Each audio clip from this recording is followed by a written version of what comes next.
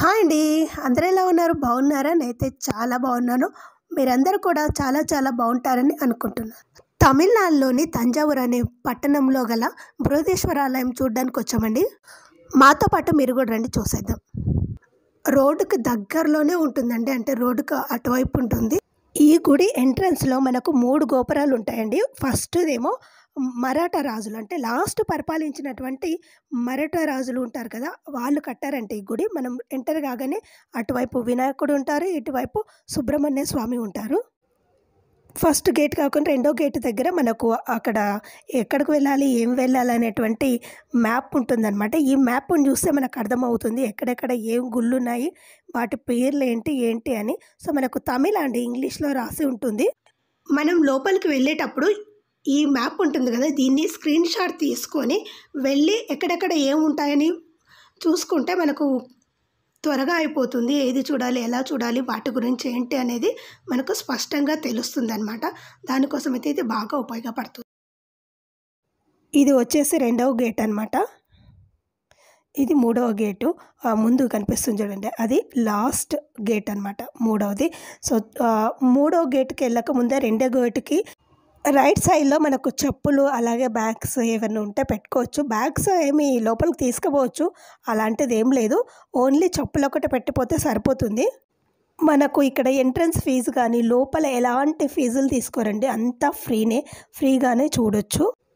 చెప్పులకు మాత్రం ఒక జతకు 5 రూపాయలు. సో నలుగురికైతే, అంటే 4 జతలకంటే 4 జతలైనా వేసుకోవచ్చు, 6 జతలైనా వేసుకోవచ్చు. ఒక బ్యాగ్ ఇస్తారు, దానికి మాత్రం 20 రూపాయలు. అలాగే ఇక్కడ చిన్న చిన్న వస్తువులు అమ్ముతారండి మనకు కావాల్సినవి. సో మనకు బృహదీశ్వర ఆలయానికి నమూనాలు, అలాగే పిక్చర్స్, ఇంకా ఇంకా బుక్స్ కూడా ఉన్నాయి. అవి కూడా తమిళ్లో ఉన్నాయి, కొన్ని ఇంగ్లీష్లో ఉంటే బాగుండేది అనిపించింది. మేము కొంచెం ఇంకా వెతకాల్సిందేమో, వెతికితే ఇంకొంచెం కనిపించాయేమో, కానీ ఇక్కడ అన్ని చిన్న చిన్న ఐటమ్స్, గిఫ్ట్స్కు సంబంధించినవి ఎక్కువగా కనిపించాయి మనకు. అలాగే ఇక్కడ వాటర్ బాటిల్ కూడా ఉంటాయి. మనం లోపలికి వెళ్ళే ముందు వాటర్ బాటిల్ కంపల్సరీగా తీసుకొని వెళ్ళండి. ఎందుకంటే మేము సమ్మర్లో వెళ్ళాం కాబట్టి అక్కడికి వెళ్తే చాలా దగ్గరే ఉందని అనిపిస్తుంది, కానీ లోపలికి వెళ్ళి మళ్ళీ వచ్చేసరికి అలసిపోతాం అనమాట. ఇప్పుడు వచ్చేసి లోపలికి వచ్చేసాం కదా, చూడండి ఒక పెద్ద సామ్రాజ్యంలోకి అడుగుపెట్టినట్టుగా అనిపిస్తుంది మనకు. ఏంటి 1000 సంవత్సరాల పూర్వంలోకి అడుగుపెట్టినట్టుగా అనిపిస్తుంది. ఈ గుడిని రాజరాజ చోళుడు 1000 సంవత్సరాల క్రితం పూర్వము నిర్మించారంట ఇది. సో అది కూడా 7 సంవత్సరాల్లో. సో 1004 సంవత్సరంలో స్టార్ట్ చేస్తే 1010 సంవత్సరంలోకంతా పూర్తయిందంట. అసలు ఎక్కడ కూడా మనకు చిన్న చిన్న కట్టడాలే చాలా సంవత్సరాలు పడతాయి. అలాంటిది ఎలాంటి ఇసుక, సున్నము లేదా సిమెంట్ కానీ, ఎక్కడ ఐరన్ కానీ ఎలాంటిది ఉపయోగించకుండా ఇంటర్లాకింగ్ సిస్టంతో నిర్మించారంట ఇది. అప్పట్లోనే ఎలాంటి టెక్నాలజీ లేని సమయంలోనే ఇంత పెద్ద ఆలయాన్ని నిర్మించాలంటే అంత తేలికైన విషయం ఏం కాదు. 130,000 టన్నుల గ్రానైట్తో ఈ బృహదీశ్వర ఆలయాన్ని నిర్మించారంట. ఇక్కడ ప్రపంచంలోనే అతి పెద్దదైనటువంటి శివలింగం ఉందండి. అలాగే మనం గుళ్ళోపలికి ఎంటర్ అవుతున్నాం కదా, అక్కడ ఎవరైనా ఇంతమంది జనాలు ఉన్నా కూడా అక్కడ ఎవరు ఎలా మాట్లాడుకున్నా రీసౌండ్ అస్సలు రాదు. ఆలయంలోని శివలింగం ఎత్తు ఎంతో తెలుసా అండి? 29 అడుగులు.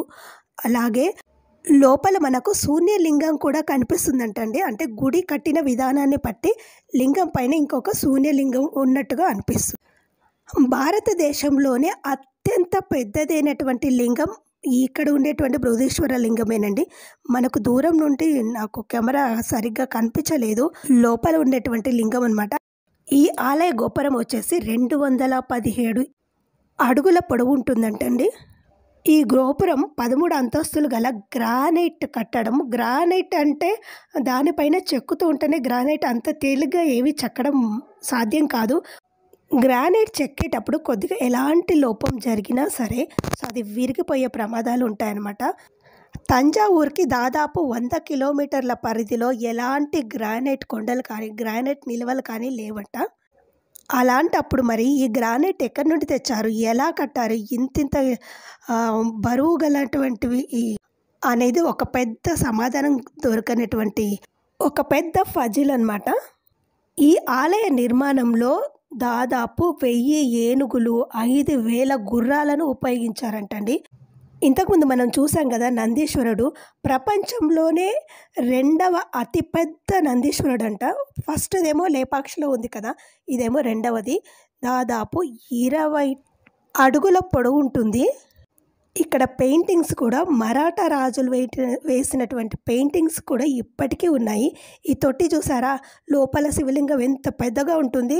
ఆ శివలింగంకి అభిషేకం చేసినటువంటి నీటికి సరిపడా ఆ తొట్టి నిర్మించారనమాట. చూడండి, పైన మనకు కలశం కనిపిస్తుంది కదా! అంటే మనకు దగ్గర నుంచి కనపడదు, దూరం నుంచి వెళ్తే మనకు కనిపిస్తుంది.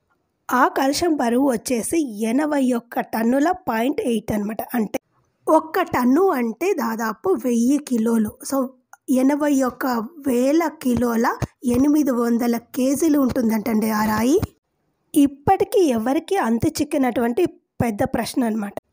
మనకు ఈ ఆలయంలో కింద స్వరంగాలు ఉన్నాయంటండి. దాదాపు 100కు పైగా స్వరంగాలు ఉన్నాయంట. అప్పట్లో పరిపాలించేటువంటి రాజులు, మహారాణులు ఉంటారు కదా, వాళ్ళందరూ పండగల్లో, పర్వదినాల్లో అలా లోపల స్వరంగాల నుండి వచ్చి దర్శనం చేసుకుని వెళ్ళేవారంట. ఇక్కడ అభిషేకం చేసేవారు కూడా. దాదాపు 1000 సంవత్సరాలకు పూర్వము రాజరాజ చోళుడు ఈ గుడిని నిర్మించే సమయంలో ఇక్కడి ప్రజలు, ఈ రాజ ప్రజలు స్వచ్ఛందంగా వచ్చి వారు కూడా గుడి నిర్మాణంలో పాల్గొన్నారంటండి. అది చూసి రాజుకు కరిగిపోయి సో ఇక్కడ మొత్తం గోడలపైన గుడి నిర్మాణంలో ఎవరైతే పాలు పంచుకున్నారో వాళ్ళ పేర్లన్నీ ఈ గోడలపైన చెక్కబడి ఉంటాయండి. సో మీకు తమిళ వస్తే చదువుకోవచ్చు, నాకైతే ముందుగా ఈ ఆలయం పేరు వచ్చేసి రాజరాజేశ్వర ఆలయం అని ఉండేదంటండి. కానీ లాస్ట్ పరిపాలించినటువంటి మరాఠా రాజులు ఉన్నారు కదా, సో ఈ ఆలయం పేరుని రాజరాజేశ్వరి ఆలయం అని కాకుండా బృహదీశ్వర ఆలయం అని చేంజ్ చేశారంట. అది కూడా ఎందుకంటే రాజరాజేశ్వరి ఆలయం అంటే రాజరాజ చోళుడు పరిపాలించాడు కదా, ఆయన పేరు జ్ఞప్తికి వస్తుందన్న ఉద్దేశంతో కావచ్చు. మనం ఈ గుడిని చూడాలంటే దాదాపు 2.5 అవర్స్ లేదంటే 3 అవర్స్ కన్ఫామ్గా పడుతుంది. ఇక్కడ ఒక ప్రాకార గోడకు ఒక చుట్టూ, అంటే ప్రాకార గోడకు ఒక వైపుకు సో చుట్టూ పెద్ద పెద్ద శివలింగాలు మలిచి ఉంటారండి. అలాగే ఇక్కడ ఈ గుడిని కట్టినటువంటి తపతి గుడి కూడా ఇక్కడ నిర్మించారు. తపతి అంటే ఇప్పుడు ఇంజనీర్ అంటారు కదా మనము, వాళ్ళనమాట. సో ఆయన గుడి కూడా ఇక్కడ ఉంది. ఇక్కడ గుడి ఆలయం నీడ నేలపైన పడదంటండి. సో మేము వెళ్ళినప్పుడైతే అసలు ఎండ లేదు కాబట్టి మేము గమనించలేదు. అసలు ఎక్కడ ఎండ లేదు కాబట్టి నీడలేం పడలేదు. సో మిట్ట మధ్యాహ్నం మేము 12 గంటలకు వెళ్ళాము. అప్పుడు అస్సలు ఎండ లేదు కాబట్టి మేము చూడలేదు. కానీ ఆ నీడ చాలా పెద్దగా ఉంటుంది కదా గుడి. ఆ గుడి నీడ వచ్చేసి ఆ గుడిపైనే పడుతుంది కాబట్టి ఆ గుడి నీడ నేలపైన పడదు. అందుకని చెప్తారేమో గుడి నీడ కూడా నేలపైన పడదని. ఇక్కడ అదే పెద్ద మిస్టరీ అన్నమాట. ఇక్కడ చుట్టుముట్టు గుళ్ళు కూడా ఉంటాయి కదా, ఆ గుళ్ళు కూడా చిన్న చిన్నగా ఏం ఉండవు, చాలా పెద్దగా ఉంటాయి. మనం ఇప్పుడు వెళ్ళేది మాత్రం ఆది పూజలు అందుకునే వినాయకుడి దగ్గరకండి. చూడండి వినాయకుడు ఎంత బాగున్నాడో. సో ఇక్కడ విగ్రహాలు చాలా చక్కగా ఉంటాయి. మనం గుడిని కానీ దూరం నుంచి చూస్తేనే మనకు అన్నీ డీటెయిల్డ్గా కనిపిస్తాయండి. దగ్గరకు వచ్చి చూస్తే మన తల ఎత్తినా కూడా కనిపించదు, అంత పెద్దగా ఉంటుంది కదా గుడి గోపురం. ఇక్కడ బావి ఉంది కదా, పురాతనమైనటువంటి బావి. సో అప్పట్లో నిర్మించినటువంటిది. ఇప్పుడైతే నీళ్ళు లేవు లోపల. సో ఎండిపోయిందా లేదా కొంచెం పాకర పట్టుందా పైన అర్థం కాలేదు, కానీ అసలు కనిపించలేదు. అది కూడా ఫ్లాష్ లైట్ వేసి చూస్తేనే కనిపించింది అనమాట. ఈ గుడిని యునెస్కో వాళ్ళు భారతదేశం యొక్క అతిపెద్ద వారసత్వ సంపదగా గుర్తించారంటండి దీన్ని. నేను ఈ గుడిని ఎంత మీకు చెప్పినా సరే అది కొంచెమే అనమాట. ఇంకా ఈ గుడి గురించి తెలుసుకోవాల్సినటువంటి చాలా రహస్యాలు ఇంకా గుప్తంగానే ఉన్నాయి. అది ఇంకా ఎవరు కనిపెట్టలేదు కూడా. చూడండి ఒకసారి చూసేయండి ఎంత పెద్దగా ఉంటుందో.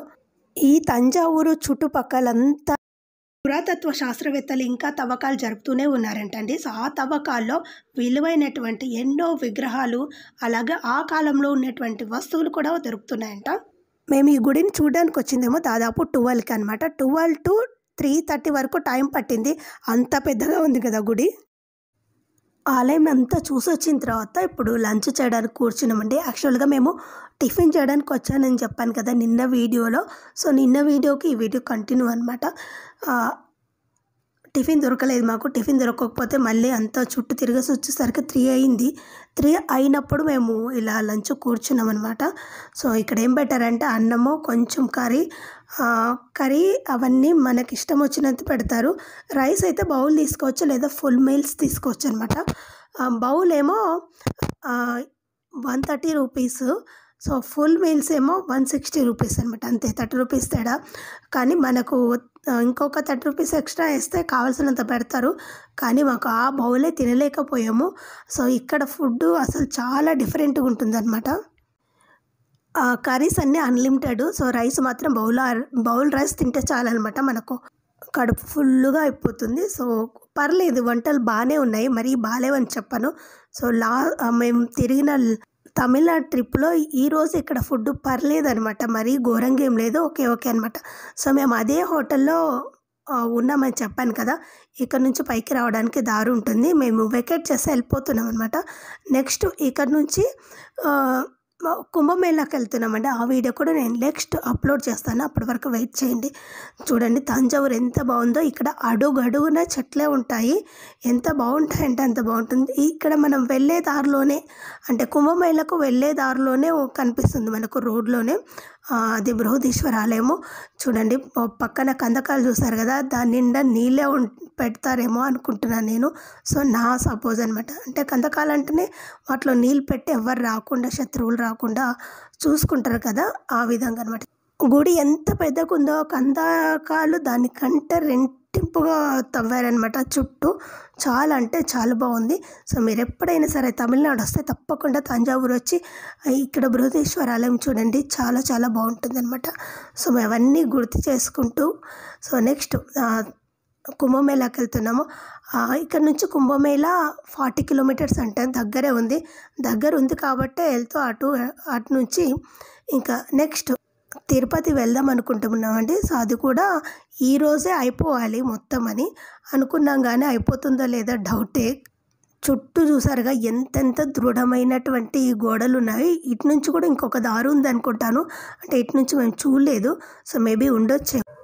అంతే అండి ఈ వీడియో. మీకు ఈ వీడియో నచ్చితే తప్పకుండా లైక్ చేయండి, షేర్ చేయండి. అలాగే మీ friends and family members group కూడా నా ఛానల్లో షేర్ చేయండి. చూడండి ఇక్కడ అడుగున పెద్ద పెద్ద గుళ్ళు ఉన్నాయి, చాలా చాలా పాత గుళ్ళు కూడా ఉన్నాయి. ఎక్కడ చూడు పెద్దగానే కనిపిస్తాయి అన్నమాట తమిళనాడులో. సో నేను లాస్ట్ విజిట్ చేసినటువంటి వీడియోస్ అన్నీ కూడా కింద లింక్స్ అన్ని డిస్క్రిప్షన్లో మెన్షన్ చేస్తాను, ఒకసారి చెక్ చేయండి. సో మీరందరూ ఈ వీడియో చూసినందుకు చాలా చాలా చాలా థ్యాంక్ యూ అండ్ బాయ్. మళ్ళీ కలుద్దాం నెక్స్ట్ వీడియోలో. అంతవరకు ఉంటాను. తప్పకుండా సబ్స్క్రైబ్ చేయడం మాత్రం మర్చిపోదు. Thank you.